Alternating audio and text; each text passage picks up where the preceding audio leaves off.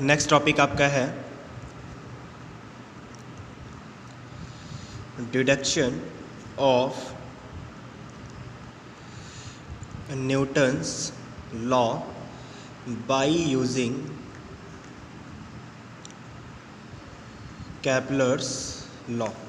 Kepler law को use करके Newton law का डिडक्शन।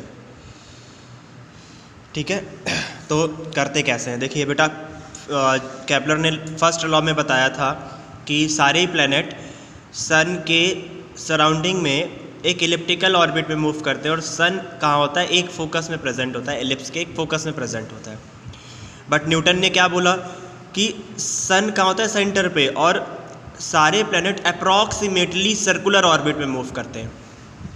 ये क्लियर नहीं बोला उन्होंने कि सर्कुलर ऑर्बिट में ही मूव करते हैं, उन्होंने क्या बोला, अप्रॉक्सीमेटली सर्कुलर ऑर्बिट में मूव करते हैं। अप्रॉक्सीमेटली सर्कुलर ऑर्बिट का मतलब क्या हुआ, लगभग सर्कुलर ऑर्बिट में मूव करते हैं। ठीक है, अब ध्यान से देखिए, अगर बेटा तो आपने देखा होगा जब भी हम कहीं टर्न कर रहे होते हैं तो हमेशा सेंटर की तरफ थोड़ा सा झुक जाते हैं। जब भी कोई ऑब्जेक्ट सर्कुलर मोशन परफॉर्म करता है तो उस ऑब्जेक्ट पे दो फोर्स वर्क करते हैं। एक फोर्स होता है सेंट्रीपिटल फोर्स और दूसरा होता है centrifugal force. Centripetal force object जो सेंटर की तरफ फोर्स लगाता है और सेंट्रीफ्यूगल फोर्स सेंटर जो ऑब्जेक्ट की तरफ फोर्स लगाता है। दोनों की डायरेक्शन क्या होती है, जस्ट अपोजिट, अमाउंट दोनों का सेम होगा। ठीक है, सेम अमाउंट ऑफ फोर्स और अपोजिट डायरेक्शन में वर्क कर रहे होंगे। एक सेंट्रीपिटल होगा, दूसरा क्या हो जाएगा, सेंट्रीफ्यूगल फोर्स।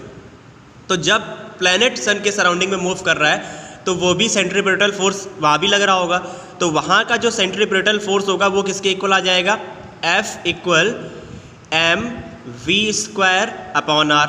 इसको इक्वेशन लेट कर देंगे, कौन सी बेटा, फर्स्ट इक्वेशन आपकी कौन सी आ जाएगी, फर्स्ट। आप ध्यान से देखिए, according to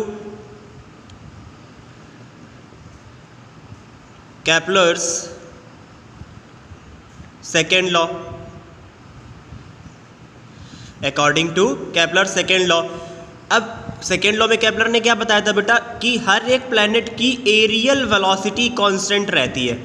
areal velocity constant रहने का मतलब क्या था कि इक्वल टाइम इंटरवल में वो इक्वल एरिया स्वीप कर रहा था। बोला गया था ना, every planet sweeps equal area in equal interval of time and it's areal velocity remains constant. अगर किसी भी प्लैनेट की बेटा एरियल वेलोसिटी कांस्टेंट है तो उसकी वेलोसिटी भी कैसी रहेगी, कांस्टेंट। अब न्यूटन ने बोला है कि जितने भी प्लैनेट हैं अप्रॉक्सीमेटली सर्कुलर ऑर्बिट पे मूव कर रहे हैं, तो वेलोसिटी का फॉर्मूला क्या होता है, डिस्टेंस अपॉन टाइम। डिस्टेंस कौन सी ट्रैवल कर रहा होगा, सर्कल की सरकमफ्रेंस पे, तो डिस्टेंस की प्लेस पे हम क्या लिखेंगे, 2πr, अपॉन में क्या लिखेंगे, कैपिटल T। तो यहाँ से v इक्वल क्या आ जाएगा, 2πr अपॉन T। इक्वेशन कौन सी बन जाएगी, सेकेंड। बेटा मैंने इसमें बहुत ज़्यादा लैंग्वेज नहीं लिखी है, आपको समझाने की कोशिश कर रहा हूँ। लैंग्वेज और डेरिवेशन दोनों साथ में मैं आपको बुक में अंडरलाइन करके सेंड कर दूंगा।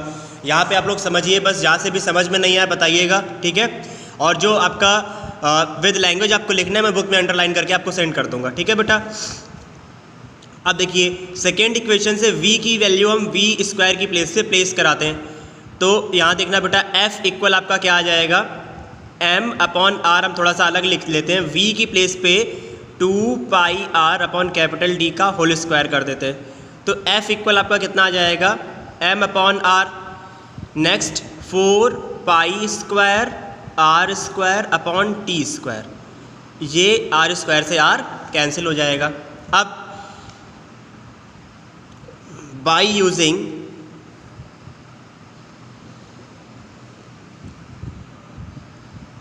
केपलर्स थर्ड लॉ,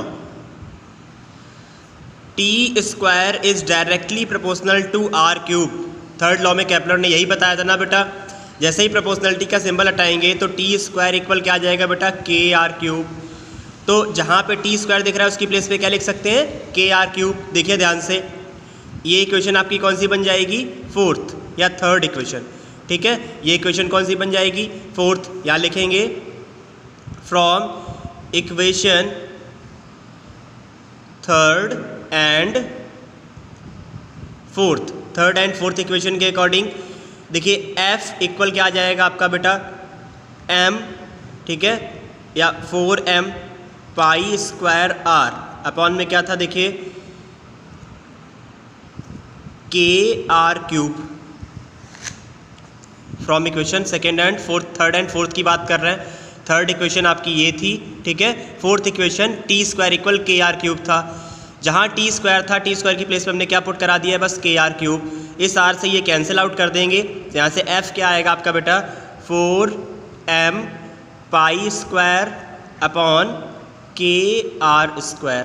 अब ध्यान से देखना बेटा, यहाँ से कुछ कांस्टेंट दिख रहे होंगे, 4 पाई की वैल्यू कांस्टेंट होती है और k क्या है, प्रोपोर्शनलिटी कांस्टेंट है, ठीक है।